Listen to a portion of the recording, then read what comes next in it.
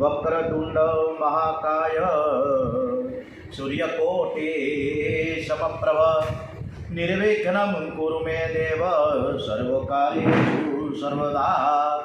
ઓમ શ્રી ગણપતિ મહારાજ કી જય.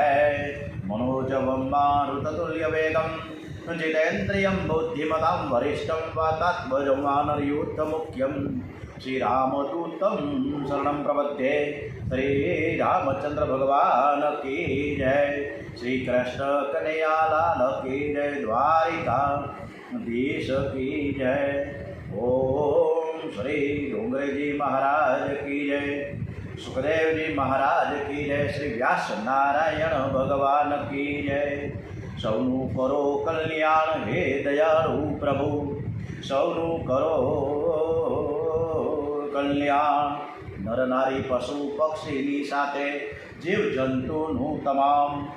ओम सौनु करो कल्याण. सर्वे भवन्तु सुखीना. બધા સુખી બને, કલ્યાણમય બધાનું જીવન રહે અને ધર્મને પોતપોતાના ધર્મની સાથે ખૂબ સરસ રીતે ભજે ભગવાન. એવા ભગવાન પરમ કૃપાળુ પરમાત્મા શ્રી કૃષ્ણ પરમાત્માને આપણે આજની કથા સમર્પિત કરીએ છીએ. ખૂબ સરસ મજાની કથા એ આપણે આપણા કૃષ્ણ પરમાત્મા રામચંદ્રજી, ગણપતિ દાદા અને હનુમાનજી મહારાજ સાંભળી રહ્યા છીએ એવા ભાવ સાથે. આજે 15/5/2025 ગુરુવાર છે અને વૈશાખ વદ ત્રીજ છે.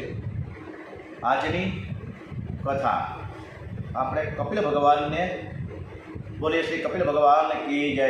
આજે કપિલજી એમની માતા દેવહૂતિને ખૂબ જ સરસ રીતે, અને આ એને ગુરુ બન્યા છે. માતાના ગુરુ છે કપિલજી અને આપણા બધાના ગુરુ છે જગત ગુરુ શ્રી કૃષ્ણ પરમાત્મા.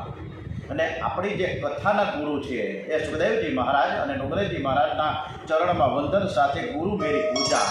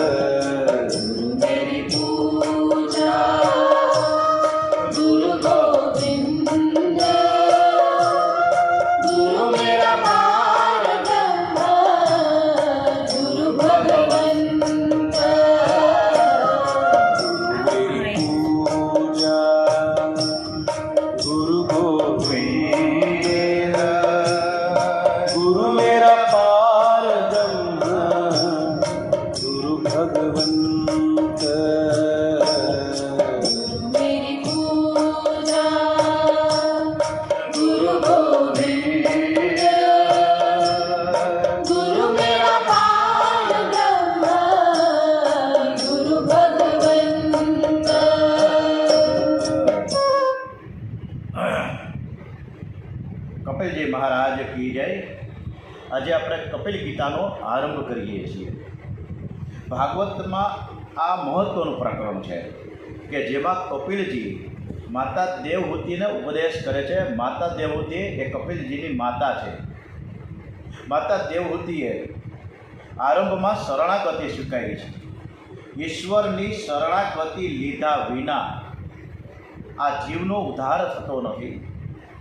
ગીતામાં પણ અર્જુને પ્રથમ શરણાગતિ શ્રી કૃષ્ણ પાસે લીધી. દેવહૂતિ સરસ મજાના પ્રશ્નો રજૂ કરે છે. જગતમાં સાચું સુખ ક્યાં છે? એકદમ પવિત્ર અને સ્થિર ચિત્તે આપણે કથા સાંભળીએ. ઘણા બધા પ્રશ્નો આમાં આવશે અને એનો જે કાંઈ સાર છે એ કપિલજી કઈ રીતે બતાવે છે. જગતમાં સાચું સુખ ક્યાં છે? સાચો આનંદ ક્યાં છે? જે આનંદનો વિનાશ ન થાય એવો આનંદ તમે અમને બતાવો. નિત્ય આનંદ ક્યાં છે અને એ મેળવવાનું સાધન પાછું શું?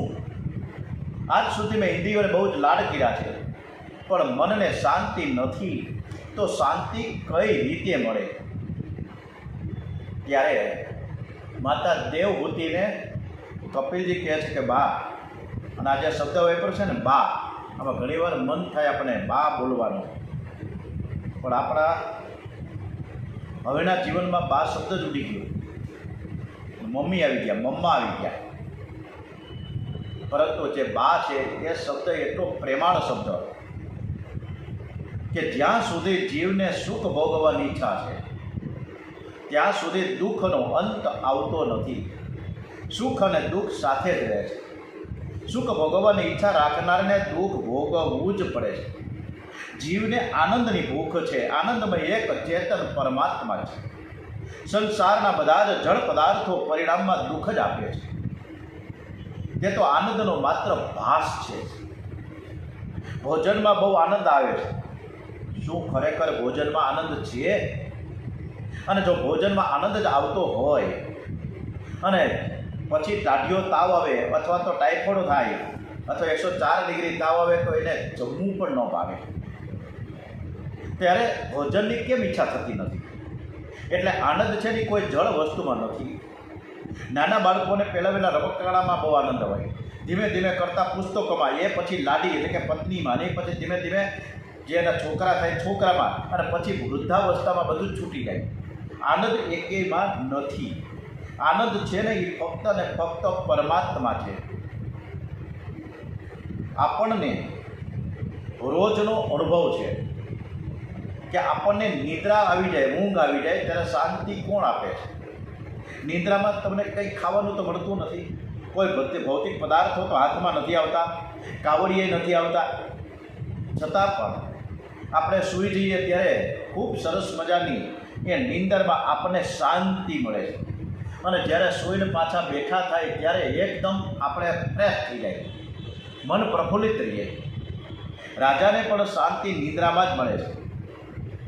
એ રાણીને કે રાજમહેલને સર્વરે જ્યારે ભૂલી જાય અને સૂઈ જાય છે ત્યારે એને આનંદ મળે છે. અત્યારે તો પથારીમાં પડ્યા પછી નીંદર ઘડીકમાં આવતી જ નથી ઘણાને.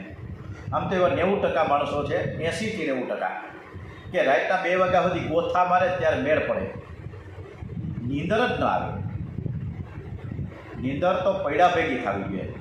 2 મિનિટમાં નીંદર, ઘસઘસાટ, ખબર ન પડે કે ક્યારે નીંદર આવી ગઈ.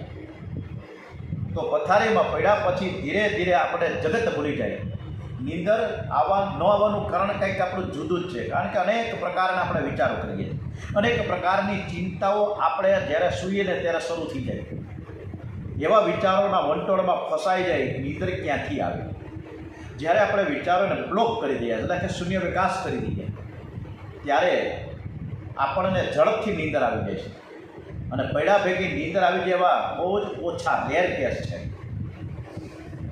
પથારીમાં પડ્યા પછી જ્યારે ધીરે ધીરે આપણે જગતને ભૂલી જઈએ, મનમાંથી જ્યારે જ્યારે સંસાર નીકળી જાય ત્યારે એ ઊંઘ એવી સરસ મજાની આવી જાય.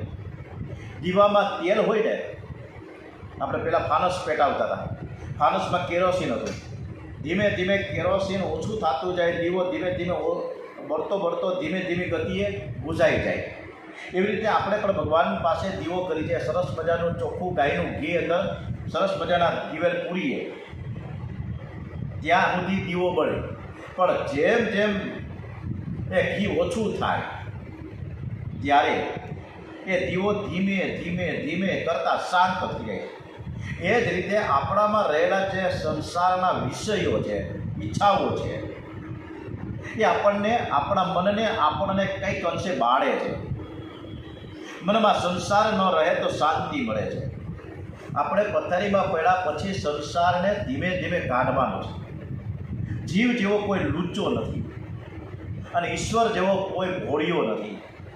બીજાના માટે કરવું પડે તો ત્રાસ થાય અને પોતાના સગા માટે કરવું પડે તો બહુ જ આનંદ થાય. મારું અને તારું, તારું અને મારું, આ 2 શબ્દો એવા છે બહુ અઘરા.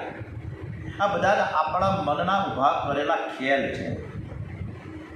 આપણા ધર્મપત્નીને આપણે ઘરે હોઈએ, રાતના 1:30 વાગે, પોલ બેલ વાગે અને શાળા મહેમાન આવે, શાળા એટલે કે પત્નીનો સગો ભાઈ આવે, ત્યારે ખૂબ જ અલગ મલકની વાતો કરીને પત્ની એમ કે, એટલે સગી બેન એમ કે ચાલો શું બનાવું ભૈડા?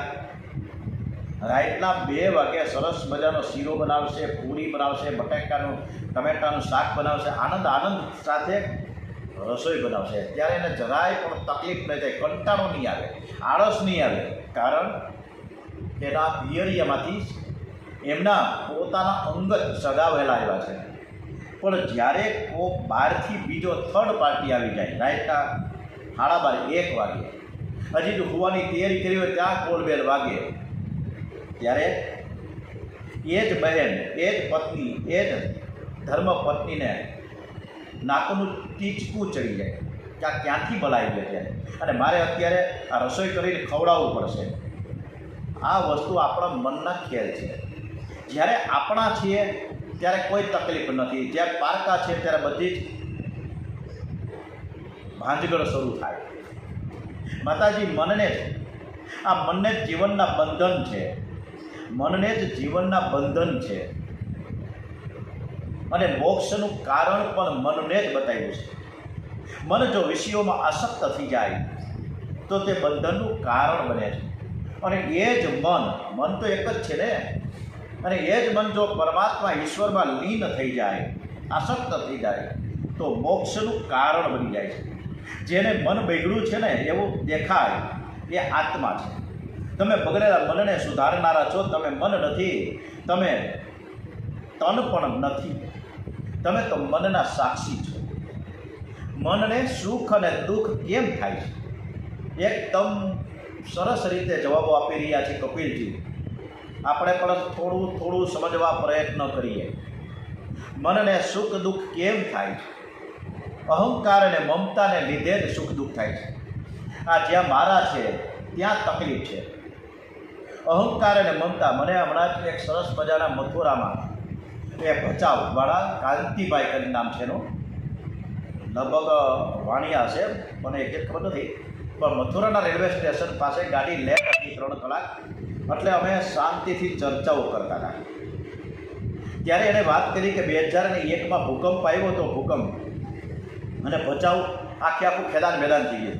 એને ફરસાણની, મીઠાઈની બહુ મોટી બધી દુકાન બધું નષ્ટ થઈ ગયું. ધીમે ધીમે પાછું ડેવલપ થયું. પણ છેલ્લા 10 વર્ષથી બધી માયા મૂકી દીધી. અને અત્યારે એ કાંતિભાઈ બરસાનામાં ગયા છે, જ્યાં રાધે જે રાધાજીનું પિયર છે બરસાના, જ્યાંની 7 સખીઓ છે, એ બરસાનામાં સ્થાયી થઈ ગયા. 150-200 વાળો કંઈક પ્લોટ લીધો છે, અને એના બધા મિત્રોએ સરસ મજાના પ્લોટમાં મકાનો બનાવી અને બહુ આનંદ કરે છે, અને રાધેનું રટણ કરે છે. એટલે એણે બહુ સરસ વાત કરી. જો અહીંથી એ આવતા હતા ત્યારે બચાવ અમારી સાથે જ આવતા હતા રિટર્નમાં, અને ત્યારે એવું કીધું કે ત્યાં જાશું, 5-15 દી રોકાશું, અને વળી પાછા બરસાન આવી. પણ 5-15 દી જાવું ત્યારે વળી પાછા કૃષ્ણ કન્યાઓને રાધે ભૂલાઈ જાય, વળી જ્ઞાની માયા અને મમતામાં આપણે જોડાઈ જશું. આ વિષયો થકી આપણે જકડાયેલા છીએ. આપણે અહંતા અને મમતા ખૂબ છે. આ મારા છે ને આ તારા છે, અને જ્યાં મારા છે ત્યાં દુઃખ છે. અહંકાર માને તો સુખ અને ન માને તો દુઃખ. અહંકાર અને મમતાને લીધે મનને સુખ દુઃખ થાય છે. સુખ અને દુઃખ એ તો મનની કલ્પના છે. મન માને તો સુખ છે, અને મન ન માને તો દુઃખ છે. આ બધા જ મનના ઊભા કરેલા કારણો છે. અને આ મન કેવું બતાવ્યું છે ડોંગરેજી મહારાજે? મન છે એ પાણી જેવું છે. પાણી છે ને નીચેથી કોઈ દિવસ ઉપર ન ચડે, પાણી ઉપરથી આવે નીચે પડે. પરંતુ ટાંકામાં પાણી ભરેલું હોય અને ત્યાં મોટર મૂકીએ તો મોટર દ્વારા એ 15-20 માળ સુધી પાણી પહોંચી જાય. એટલે પાણીને યંત્રનો સંગ થાય એટલે પાણી ઉપર ચડે છે. આવું જ કંઈક છે. જે રીતે આ મોટર એટલે કે યંત્રના સંગથી પાણીનો પ્રવાહ ઉપર જાય છે, એમ મન છે એ મંત્રની સાથે મૈત્રી કરે તો તે મન પણ ઉર્ધગતિ પામે છે. પણ મંત્ર જાપ અવશ્ય થવા જ જોઈએ. અનેક જન્મથી બગડેલું મન છે જલ્દીથી સુધરતું નથી. કપિલ ભગવાન દેવૂતિને સાવધાન કરે છે. તો એ તે સાધવ સાધ્વી સર્વ સંગ વિવર્જિતા સંગસ્તે ધ્યયતે પ્રાર્થ્ય સંગ દોષ હરાહિતે. હે માતાજી, સત્સંગ કરવાથી બગડેલું મન શુદ્ધ થાય છે. રોજ નિયમિત સત્સંગ કરો. રોજ સંગનો રંગ મનને લાગે છે. અને મારા ગમે તે હોય, પ્રભુ કૃપા ખૂબ જ છે કે જાન્યુઆરી 2017થી મામલતદાર તરીકે રિટાયર્ડ થયો ત્યારથી આજ સુધી 7 વર્ષમાં સતત આ કથા ચાલુ થાય છે. અને સાથે સાથે આ કથામાં બીજા પણ પરીક્ષિતો લાઈવ સંપર્કમાં રહીને ખૂબ સરસ રીતે આ સત્સંગ રૂપી કથાનો લાભ અમે બધા લઈએ છીએ. હું પોતે પણ એક પરીક્ષિત જ છું, કારણ કે આ કથા ડોંગરેજી મહારાજ વાંચે છે અને અમે સાંભળીએ છીએ. એટલે સત્સંગના માધ્યમથી આપણે પરમાત્માને પ્રાપ્ત કરી શકીએ છીએ. આ શ્રી કૃષ્ણ લીલાનું ચરિત્ર એટલું બધું સરસ મજાનું ગાન કરવાનું મન થાય. 8 થી 9 અમારા પરીક્ષિતશ્રીઓ જે સામે છે, હું તમને બતાવું બધાએ ને આ અત્યારે ચાલુ છે, જે તમે મોબાઈલમાં જોઈ શકો છો. તો આ બધા જ પરીક્ષિતો ખૂબ સરસ રીતે આ કથા સાંભળે અને જ્યારે 9 વાગે કથા પૂરી થાય છે તો ઘડીક પૂરી થઈ ગઈ, જાણે હાંભળા જ કરીએ. એકદમ રિપીટ ટુ રિપીટ આ કથા થાય છે. શ્રી કૃષ્ણનું ચરિત્ર, શ્રી કૃષ્ણ લીલા અદ્ભુત છે. એટલે સત્સંગ કરવાથી બગડેલું મન શુદ્ધ થાય છે. ઘણી નેગેટિવિટીમાંથી આપણે પોઝિટિવિટીમાં આવી જઈએ છીએ. આ આપણા પોતાના ઘણાના દાખલાઓ છે. આપણા ઘરની ઘણી સમસ્યાઓ આ કથાના માધ્યમથી આપણે નિરાકરણ લાવીએ છીએ. જેવી રીતે મનુષ્યની દ્રષ્ટિ હશે, જેવી દ્રષ્ટિ એવી સૃષ્ટિ બની જાય. જ્યાં સુધી આપણે દરેકને નેગેટિવ વોચથી જોઈએ, નેગેટિવ દ્રષ્ટિથી આપણે નજર કરીશું, ત્યારે બધા નેગેટિવ જ હશે. પણ હંમેશા સકારાત્મક ભાવ હશે તો આપણે સકારાત્મક જ દુનિયા દેખાશે. દ્રષ્ટિ એવી સરસ મજાની રાખીએ કે સંસાર છે ને એ સુંદર લાગે. બાકી તો સવારના પોરથી હાઈવેથી જ ચાલુ થાય. મારે તો બધા આવા દુઃખ છે, બીજા કોઈને છે જ નહીં, સર્વન્યાતી થાય. આ દુર્યોધનને મહાભારતમાં આપણે જોઈએ, જગતમાં એને કોઈ સાચો સંત જ ન દેખાણો. હાવ બાજુમાં ધર્મરાજા હોવા છતાં કોણે એને અધર્મ જ લાગ્યો, એને અધર્મ જ અંદરથી ઘૂસી ગયો. અને યુધિષ્ઠિર મહારાજા એને જગતમાં ક્યાંય દુર્જન જ ન લાગ્યો. એને પોતાના જે સગો ભાઈ હતો, કાકા બાપાના ભાઈઓ કૌરવો, એ પણ એને દુર્જન નહોતા લાગતા. બધા જ સજ્જન જ લાગ્યા. મારે કોઈનું અહિત નથી કરવું. એક વખત અને પાછા આપણે બધા જ એટલા બધા ગુસ્સે થાય છે, ખબર નથી. આપણે આપણી મનોવૃત્તિ કોઈ પણ પરિસ્થિતિ આવે, પ્રતિકૂળ પરિસ્થિતિ આવે ત્યારે જો શાંત રહીએ તો એ વીર કહેવાય છે. પણ આપણે શાંત રહી શકતા જ નથી.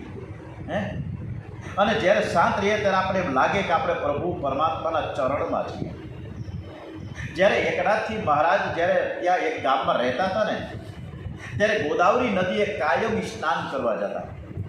અને કોઈ પણ એક સજ્જન વ્યક્તિને સામે કોકને કોક માણસ એવો મળી જાય છે કે જેના તરફ એના તરફ ઘૃણા જ કરતો હોય, તિરસ્કાર જ કરતો હોય, સારી નજરથી જ ન જોવે. આવો એક અહીંયા પઠાણ રહેતો હતો. અને એ પઠાણને આના પ્રત્યે એટલે કે એકનાથજી પ્રત્યે શું ઘૃણાય છે, નારાજગી શું છે, કાંઈ ખબર નહોતી. એ વારંવાર એકનાથજી મહારાજને તંગ જ કર્યા કરતો, માથાકૂટ જ કર્યા કરે, અવારનવાર હેરાન કર્યા કરતો. એકનાથજી મહારાજ તો સત હતા. કોઈ દિવસ એણે પઠાણને એમ નથી કીધું કે ભાઈ તું મને શું કામ હેરાન કરે છે, ક્યારેય ગુસ્સે જ ન થાય. એટલો બધો શાંત રાખી, કેમ જાણે બરફની પાઇપ માથા ઉપર રાખી દીધી હોય. હવે એક દિવસ આ પઠાણની એવી ઈચ્છા થઈ કે આજે કોઈ પણ સંજોગોમાં એકનાથજી મહારાજને મારે ગુસ્સો લાવવો જ છે. એ કેવા ધમ પછાડા કરે છે ક્રોધમાં ને ક્રોધમાં, એ મારે જોવું છે. એટલે ગોદાવરીના કિનારે સવારના 6 વાગે જ્યારે એકનાથજી મહારાજ નાહવા માટે ગયા, નાહીને પાછા ફર્યા, ત્યારે ઊંચા એક દિવાલ ઉપર આ પઠાણ બેસી અને રાહ જોતો હતો. બરોબર માથ નીકળ્યા એકનાથજી મહારાજ અને તરત જ એના માથા થૂક્યું. એકનાથજી તરત જ પાછા વળ્યા. પાછા ગોદાવરી નદીને સ્નાન કરીને વળી પાછા આવ્યા. એ રસ્તે વળી પાછા પઠાણે બીજી વાર પાછો થૂંક્યો. આવી રીતે ત્રીજી વાર, ચોથી વાર, પાંચમી વાર, છઠ્ઠી વાર, આમ અનેક વાર એ એકનાથજી મહારાજ ઉપર થૂંકા કરે ને એકનાથજી મહારાજ થૂકે માથે થૂકે એટલે એકનાથજી ગોદાવરી નદી કિનારે જઈ અને પાછા સ્નાન કરી પાછા આવે.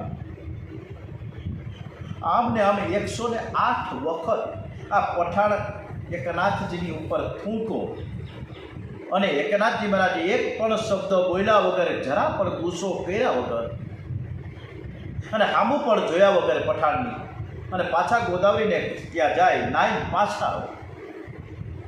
અને જ્યારે પાછા આવ્યા 108 વખત થૂંકા પછીની વાત, ત્યારે પઠાણ ઉતરી ગયો, દિવાલ ઉપરથી ઠેકડો માર્યો અને એકનાથજીને સીધો જ પગમાં પડી ગયો. મહારાજ, મને તમે માફ કરી દો, મારાથી મોટી ભૂલ થઈ ગઈ છે. હું આપને ઓળખી ન શીખો. આપ સાચા સંત છો, આપ ભગવાન છો. હું અજ્ઞાની છું, અધમ છું. આપને ઓળખવામાં મોટી બધી ભૂલ કરી છે. હું આપના ઉપર 108 વખત થૂંક્યો,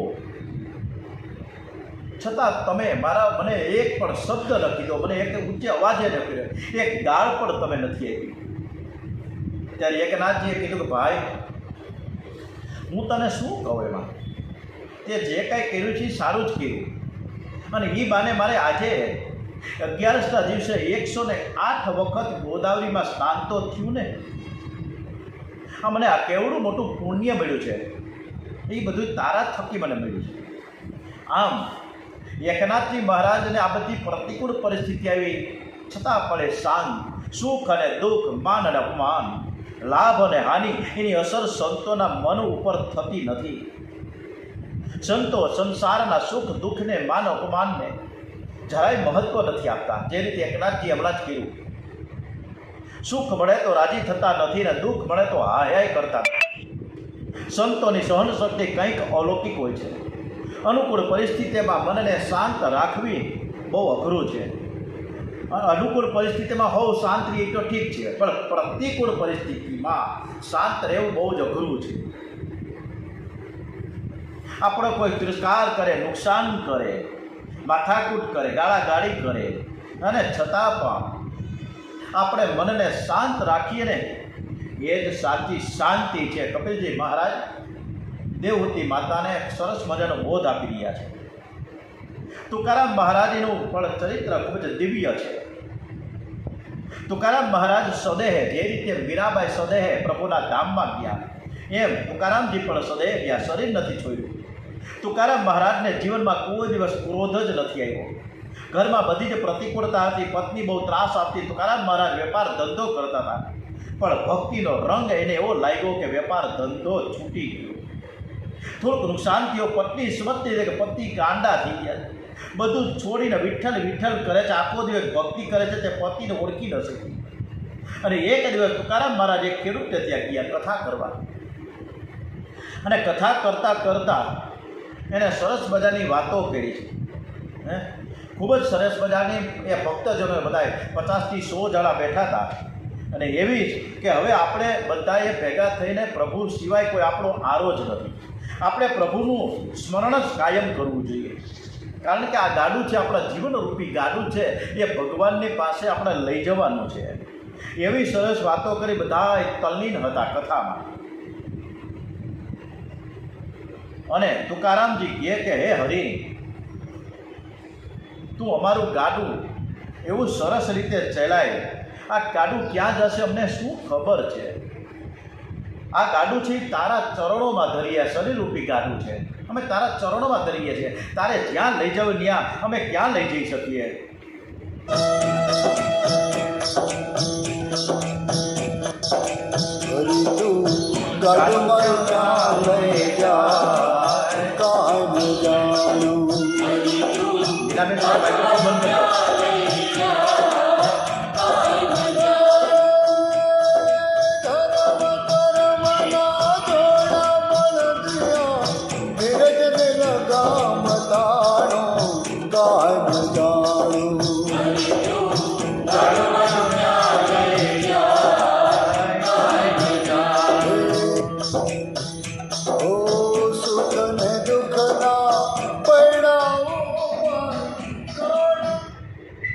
Yeah.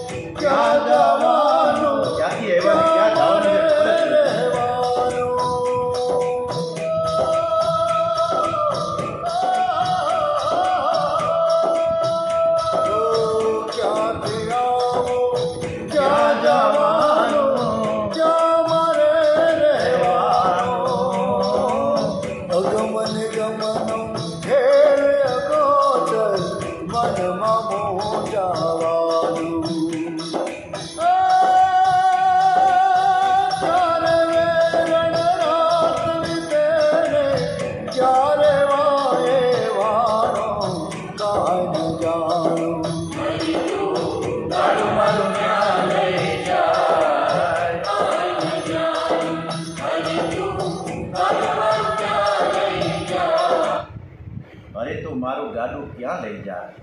અમે તો કંઈ જાણતા જ નથી. અમે ક્યાંથી આવ્યા, હવે ક્યાં જવાનું છે, કોઈ લક્ષ્ય જ અમારી પાસે નથી. એ લક્ષ્ય તમે અમને સુજાડો એવા ભાવ સાથે તુકારામ મહારાજ ખૂબ સરસ મજાની એક કથા એ ખેડૂત રહીને ત્યાં કરી રહ્યા હતા. કથા પૂરી થઈ, સરસ મજાનો પ્રસાદ બધાને બાંટવામાં આવ્યો અને પછી ત્યાં આજુબાજુના બીજા ખેડૂતો કેટલા બધા આવ્યા હતા, એ પણ પ્રસાદ લઈ રહ્યા. તુકારામ મહારાજની એની પાસે કાંઈ થેલી તો હોય નહીં, 2 થેલીઓ ભરી દીધી. કેટલાય ફ્રૂટ આપ્યા, કેટલું અનાજ આપી દીધું, શેરડી આપી, બોર આપ્યા, ચણા આપ્યા, ઘણું બધું લઈને કે જાઓ મહારાજ, અમે તમને આટલું આપીએ છીએ, હવે તમે ઘરે ધીમે ધીમે કરતાં કરતાં તુકારામજી મહારાજ ઘર તરફ પ્રયાણ કર્યો. ત્યાં કથામાં બેઠેલો કોઈ એક વ્યક્તિ હળી કાઢીને ઘરે જઈને અગાઉથી પહોંચી ગયો અને કીધું એને ધર્મપત્નીને કે તમને ખબર છે કે આજે જે ઠેકાણે કથા કરવા ગયા હતા ને ત્યાં ઘણો બધો માલ મળ્યો છે, કેટલા બધા ફ્રૂટ મળ્યા, કેટલું બધું અનાજ મળ્યું, ઘણું બધું લઈને આવે છે. તુકારામજીની પત્ની બહુ રાજી થઈ કે ઘણા દિવસે આટલું બધું લઈને આવે છે, છોકરાઓ અત્યારે ખાધા પીધા વગરના ટળવળે છે, રાહ જોતી હતી. તુકારામજી મહારાજ આંગણામાં આવ્યા છે, પણ રસ્તામાં એણે બધા જ જે ભક્તજનો મળતા જાય, માણસો મળતા જાય, જય શ્રી કૃષ્ણ કહેતા જાય અને પ્રસાદ બાંટતા જાય, કાંઈ વધ્યું જ નહીં. 2 થેલીઓ ખાલી કરી નાખી અને આવ્યા ઘરે. ખાલી હાથમાં એક શેરડીનો હાથો હતો. તુકારામજી મહારાજને જોયા, પહેલાં તો થોડીક રાજી થઈ ગઈ, તો હાથમાં ખાલી શેરડી, થેલીમાં તો કાંઈ હતું જ નહીં, થેલી જ નહોતી. થેલી ક્યાંથી હોય, બીજું ક્યાંથી જ હોય? એટલી બધી બૂમબારાડા પાડવા લાગી અને એ શેરડી આંચકી લીધી. આંચકીને તુકારામજીના બરડામાં એવી જોરદાર મારીને 2 કટકા થઈ ગયા. તુકારામજી મહારાજે કાંઈ પણ બોલ્યા વગર એ શેરડીના જે 2 કટકા થઈ ગયા હતા ને, એમાંથી 1 કટકો એની પત્નીને આપ્યો અને 1 કટકો પોતે લીધો અને કહ્યું કે મારે આજ તું ખરેખર મારી ધર્મપત્ની છો, ખરેખર તું પ્રેમાળ છો, તું મને કેવી સમજસ, તે મારા મનની વાત તે મને મારા મનની વાત તે સરસ રીતે જાણી લીધી. મારે આ જ કરવું હતું, મારે હમણાં પૂરી ગોતવા જ આવી હતી કે હમણાં 2 કટકા કરીને એમાંથી 1 કટકો હું તને આપું ને 1 કટકો, અત્યારે તો તે સરસ રીતે 2 કટકા તારી રીતે જ કરી નાખ્યા. હાલે હવે તું 1 ખા, 1 હું ખાઉં. કોઈ પણ પ્રકારનો ક્રોધ કર્યા વગર પત્નીને નમસ્કાર કરી લીધા. તુકારામજીની પત્નીને હવે ખાતરી થઈ ગઈ કે મારા પતિ ગાંડા નથી, પાગલ નથી, મહાન સંત છે. મેં એનો અનેક વાર તિરસ્કાર કર્યો છતાં એને ક્રોધ ન આવ્યો. એ ખૂબ જ શાંત છે અને મારા પર કેટલો પ્રેમ કરે છે, મારા માટે કેટલું સારું બોલે છે. પત્નીએ પતિના ચરણમાં માથું નમાવી દીધું. મારી ભૂલ થઈ ગઈ મહારાજ, મને માફ કરો, હું અભાગડી આપણે ઓળખી ન શકી. આપ તો મહાન સંત છો. મહારાજે કહ્યું ના, એવું કંઈ નથી, આ તો મારા પ્રભુની લીલા છે. આ સંતો છે બધા જ અજાત શત્રુ છે. સંતો એવું જાણે છે કે જગતમાં મારો કોઈ શત્રુ જ નથી, મારું કોઈ બગાડ્યું જ નથી, મારું કોઈ બગાડી શકે પણ નહીં. એમનામાં ખૂબ જ દયા હોય છે. સંતો નિત્ય આનંદમય પરમાત્માની સાથે પ્રેમ કરે છે. આપણા જીવનમાં માન અપમાનના સુખ દુઃખનો કાંઈ પણ પ્રસંગ આવે અને આવતો જ હોય છે, ત્યારે આપણે આપણું હૈયું ન વાળવું, આપણું હૃદયને હંમેશા સારું શાંત રહેવું અને મનને શાંત રાખીને કહેવાનું કે ભાઈ આપણે બધા છે ને સુખ અને દુઃખ ભોગવવા માટે તો આવ્યા છીએ, અને દુઃખ ન હોય તો સુખ ક્યાંથી આવશે ને સુખ ન હોય તો દુઃખ ક્યાંથી આવે? આ તો તડકો ને છાંયો છે. થોડી વાર પછી તડકો જોરદાર હોય, અત્યારે ધૂમધડકો તડકો છે મે મહિનાનો, પણ હાઈમના 6 વાગે સરસ મજાની ટાઢક પડી જાય. સંતોના જીવનમાં તો કેટલા દુઃખો આવ્યા છે. જીવનમાં થોડુંક દુઃખ આવે તો એમાં શું ખોટું છે? સંતો સમજીને સંસાર સુખનો મનથી ત્યાગ કરે છે. એક દિવસ બધું છોડવું જ પડશે એમ એ માને છે. કાળ ધક્કો મારે અને ત્યારે ફરજિયાત છોડીએ, અને એના કરતાં જો સમજીને છોડી દઈએ તો બહુ જ સારું સુખ મળે. ખિસ્સામાં 50 રૂપિયાની નોટ હોય અને રસ્તામાં આપણને કોઈ દરિદ્ર નારાયણના દર્શન થાય અને ત્યારે એ આપણી પાસે આવીને ઉભો જાય અને એમ કહે કે મારે જામનગર જવું છે, મારી પાસે પૈસા નથી, અને આપણે 50 રૂપિયા જ્યારે એ દરિદ્ર નારાયણને આપી દઈએ ત્યારે મનને એટલી બધી પ્રફુલ્લતા રહે, એટલો સંતોષ થાય. પણ એ જ 50 રૂપિયા જ્યારે રસ્તામાં આપણા ખિસ્સામાંથી પડી જાય ત્યારે આપણું મન અશાંત રહે છે. એટલે મનની કલ્પનાઓ બે પ્રકારની છે. વાત આપણે ત્યાગવાની ભાવના છે, ત્યાગ કર્યો છે, આપણે સામેથી આપ્યો છે, અને ઓલું પડી ગયું એવો ભાવ છે, તકલીફ આ છે. એટલે શાંત અશાંત આપણું જ મન છે. માતાજી સંતોને મૌન બહુ જ ગમે છે. વધારે બોલવું એમને ગમતું નથી. હમણાં જ વિચાર મંથન મને કહ્યું, આપણે બધા જ બોલ બોલ બોલ બોલ બોલ બહુ જ કરીએ.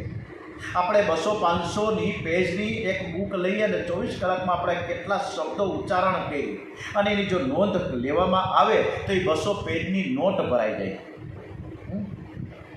ન બોલવામાં 9 ગુણ એવું પણ કહેવામાં આવે છે. અને બોલે એના બોર વેચાય, પણ એ પણ ખરું. એટલે પણ જોખી તોલીને બોલવું.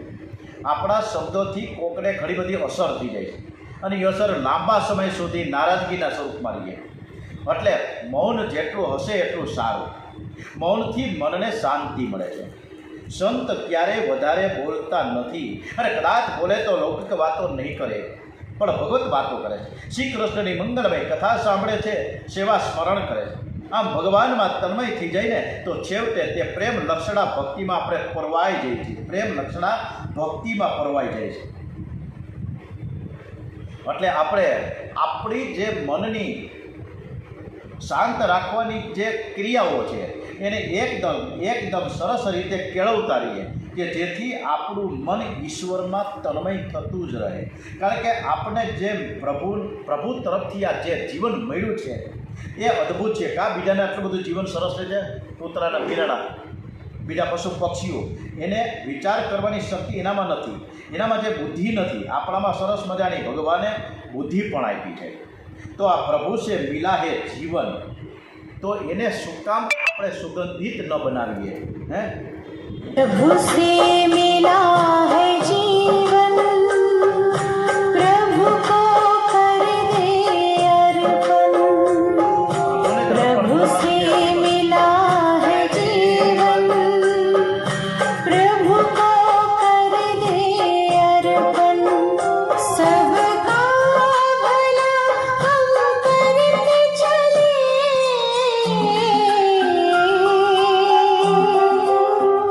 सबका भला हम करते चले, हर्षित हो धरा गगन. बस उसका कहना माने, फिर सब कुछ वो ही जाने. बस उसका कहना माने, फिर सब कुछ वो ही जाने. प्रभु से मिला शुभ भावना का कर मंथन, महकाए मन जैसे चंदन. सुखी रहे सब शांत रहे, कर्म करे ऐसे कुंदन. हर पाना સદભાવ. યસ, ભગવાનની પૂજા જે કરતા ન હોય પણ સદભાવ કરે એ પૂજા જ થઈ ગઈ. દરેકને પ્રત્યે સદભાવ કેળવીએ, કોઈના પ્રત્યે કુભાવ ન રાખીએ. અને એટલે જ આપણે સવારના રોજ એક પ્રાર્થના કરીએ છીએ. કેવી પ્રાર્થના કરીએ? કે સૌનું કરો કલ્યાણ હે દયાળુ પ્રભુ, સૌનું કરો કલ્યાણ. નર નારી પશુ પક્ષીની સાથે જીવ જંતુનું તમામ. અને પાછું એવું પણ પ્રાર્થનામાં આપણે સમાવેશ કરીએ છીએ કે જગતના વાસીઓ સૌ સુખ ભોગવે, આનંદે આંખે જામ. અને પાછું દુનિયામાં દર્દ દુકાળ પડે નહીં, લડે નહીં કોઈ ગામ. સર્વ જગે સુખાકારી વધે, વળી વધે ધન ધાન્ય. કોઈ કોઈનું બુરું ન ઈચ્છે, સૌનું ઈચ્છે સૌ સમાન. અને પોતપોતાના ધર્મ પ્રમાણે સર્વ ભજે ભગવાન, સૌનું કરો કલ્યાણ. સર્વે ભવંતુ સુખિનઃ, સર્વે સંતુ નિરામયા. આ જ આપણો સદભાવ છે. અને આ સદભાવ સાથે આપણે કથા, પૂજા, પાઠ, માળા કરીએ તો એ સદભાવ છે એ પ્રાર્થનાથી પણ બળવત્તર છે. એકદમ ઊંચી શ્રેષ્ઠ પ્રાર્થના છે. સાધકને માટે 4 ઉપવાસ અતિ આવશ્યક છે. એમાં 2 એકાદશી આવી જાય, મહિનાની 2 એકાદશી, એક સુદમાં, એક વદમાં, એક પૂર્ણિમા છે અને એક અમાવસ્યા. આ 4 ઉપવાસ અવશ્ય કરો. ઉપવાસ કરવાથી તનની અને મનની શુદ્ધિ થાય છે, આરોગ્ય મળે છે. ઉપવાસ કરવાથી પાપ બળે છે. ઉપવાસમાં પ્રત્યેક ઇન્દ્રિયથી બ્રહ્મચર્ય પાળવું. કપિલજી માતાજી દેવહૂતિને કહે છે કે માં, સાથે સાથે આપણને પણ કહે છે, એવું કંઈ નથી કે દેવહૂતિ માતાને જ કહે છે કે એક આસને બેસીને ધ્યાન કરો, પરમાત્માના મંગલમય સ્વરૂપનું ધ્યાન કરો. ધ્યાન કરવા બેસો ને ત્યારે સંસારને મનમાંથી હટાવી દો. ધ્યાન વગર દર્શન પરિપૂર્ણ ન થાય. ધ્યાન કરનારે પવિત્ર અને એકાંત સ્થળે ધ્યાન માટે બેસવું જોઈએ. આહાર અલ્પ, થોડોક આહાર અને સાત્વિક રહેવો. સર્વ ઇન્દ્રિયોથી બ્રહ્મચર્ય પાળવું. તન મનથી ચોરી ન કરવી. સંસારનું ધ્યાન કરવાથી મન બગડેલું રહે, તેથી એ બધું જ છોડીને પરમાત્માનું ધ્યાન કરવું. શંખ, ચક્ર, ગદા, પદ્મ જેના હાથમાં છે એવા ચતુર્ભુજ નારાયણનું આપણે ધ્યાન કરીએ. ઘરમાં ભગવાનનું સ્વરૂપ પધરાવો. લાલાને સુંદર શ્રૃંગાર કરો. આંખને ભગવાનમાં સ્થિર કરો. પ્રભુના નામનો જપ કરો. આંખમાંથી ભગવાનને અંદર ઉતારો. પછી આંખ બંધ કરીને એકદમ સરસ રીતે ભગવાનના દર્શન હૃદયમાં કરો, જે રીતે ધ્રુવજીએ કર્યા હતા. અંદર એવું સ્વરૂપ એણે ધારણ કર્યું હતું, સામે સાક્ષાત ભગવાન આવ્યા. એ ભગવાન પાછા ધ્રુવજીના સામેથી દર્શન કરવા આવ્યા હતા.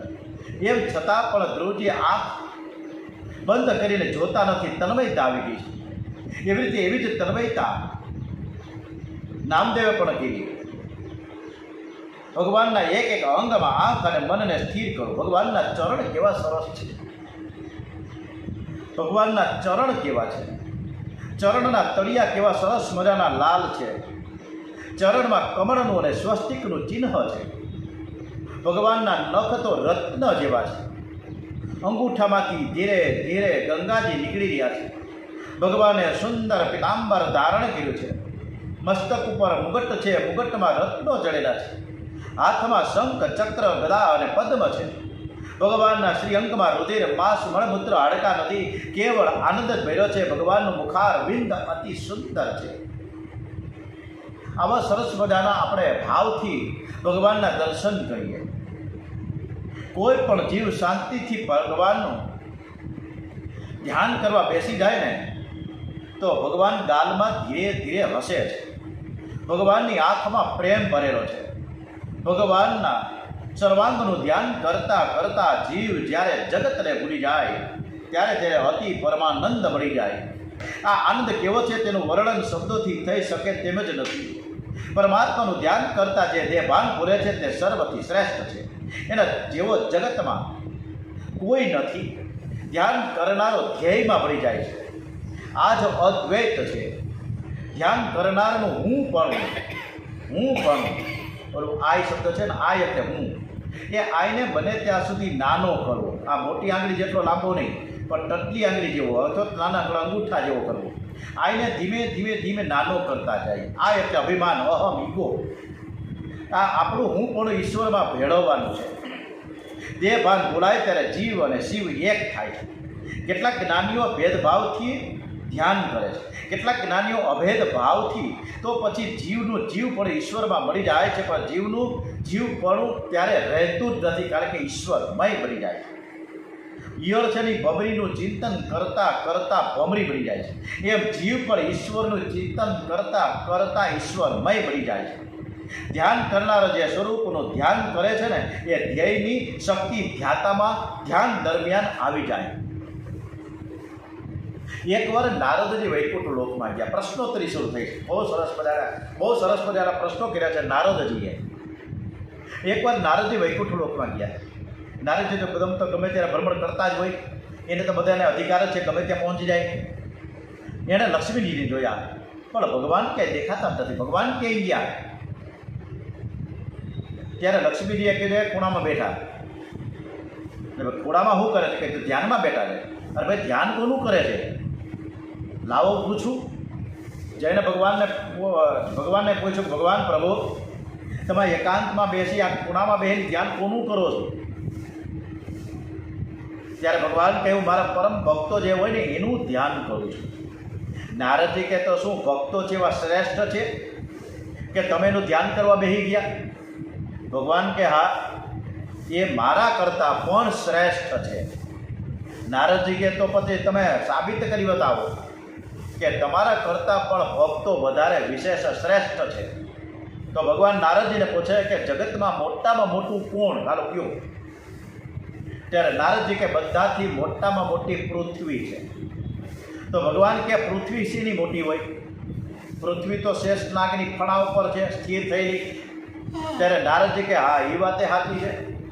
તો પૃથ્વી મોટી ન કહેવાય, શેષનાગ મોટા છે. તો ભગવાન કે શેષનાગે ક્યાંથી મોટા હોય? શેષનાગ તો શિવજીના ગળામાં લપેટાયેલા છે. તો પછી શિવજી જ મોટા કહેવાય કે નહીં? નારદજી કઈ વાતે સાચી છે.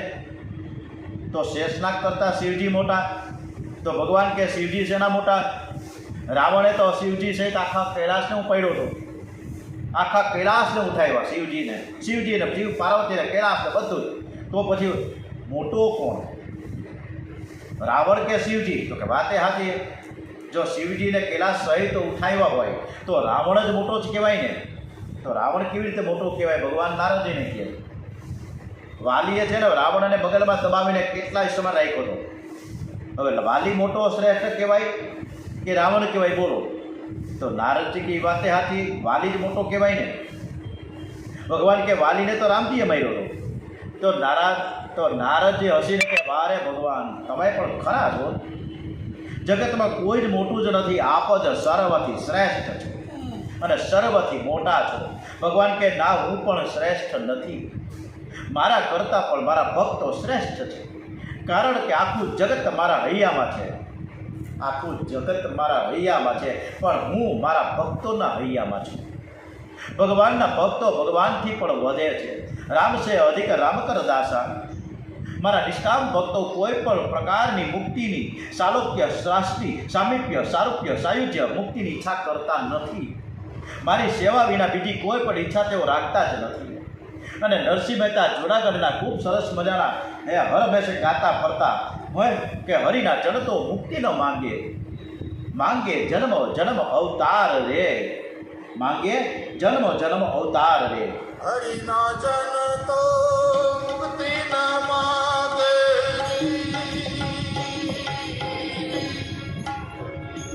માંગે જન્મ જન્મ અવતાર રે. હરિના જન તો મુક્તિ ન માંગે,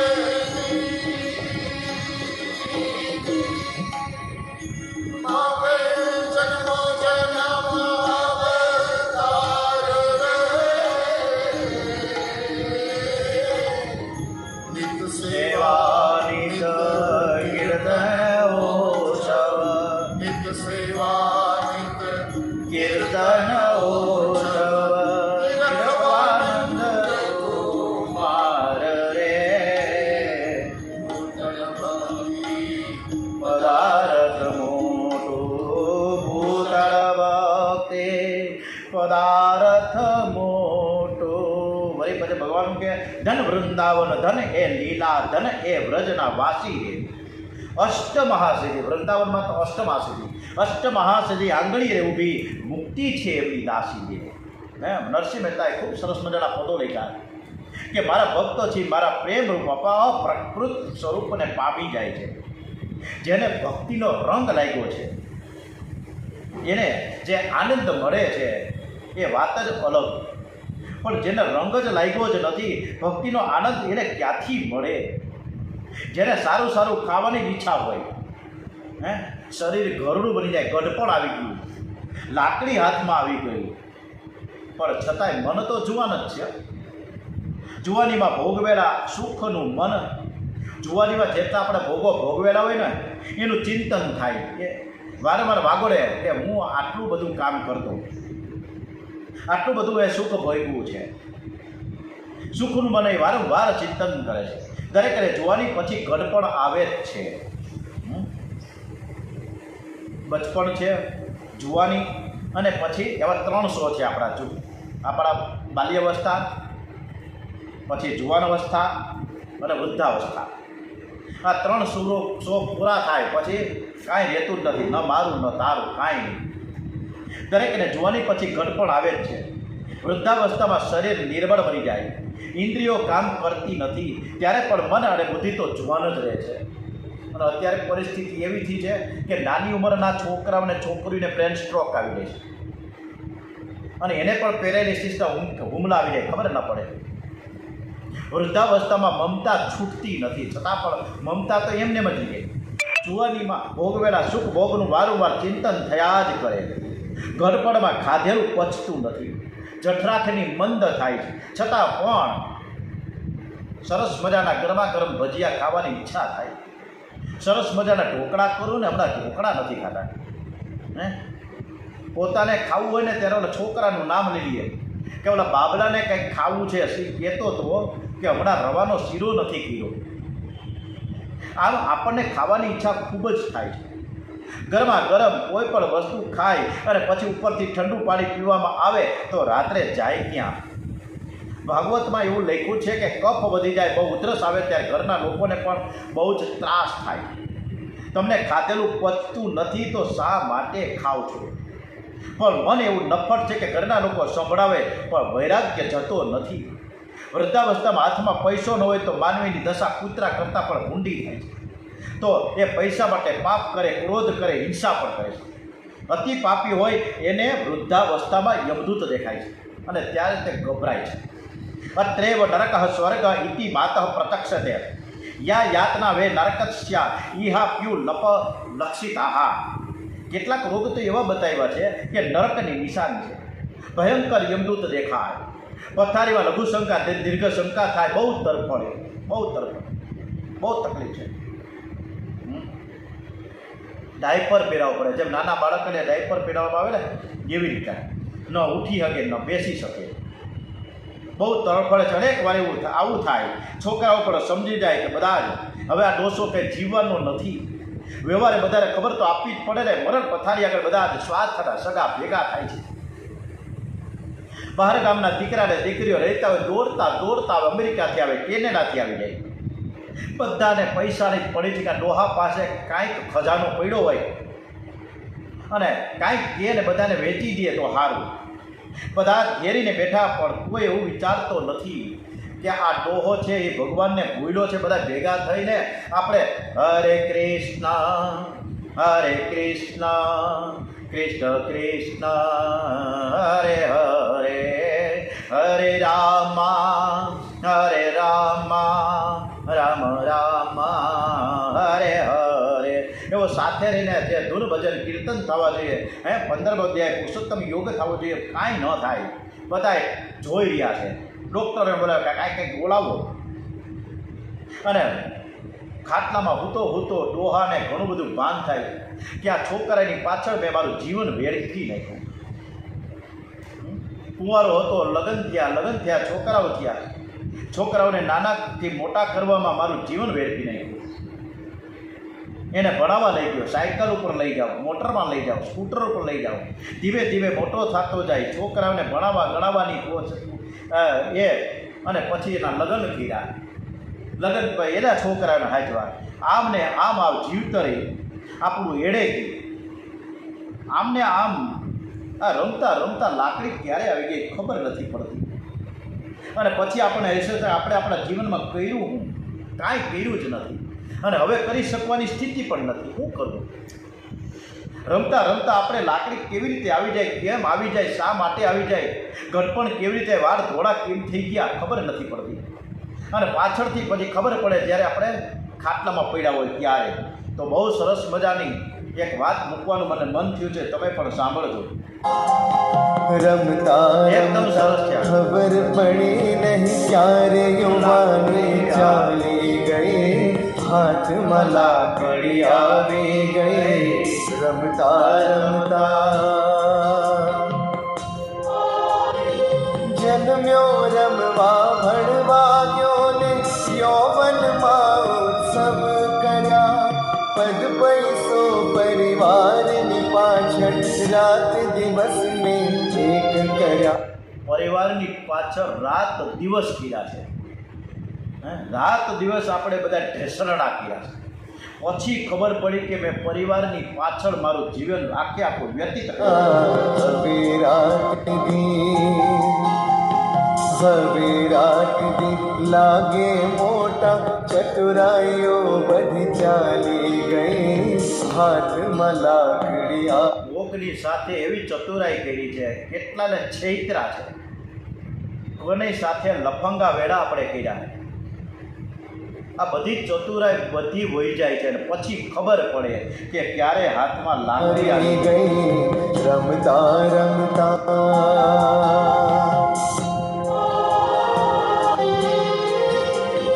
જન્મ્યો ત્યારે વાલો હતો ને યૌવનમાં આવી વહાલી હવે એ વહાલાને વહાલીના વિયોગની વેળા આવે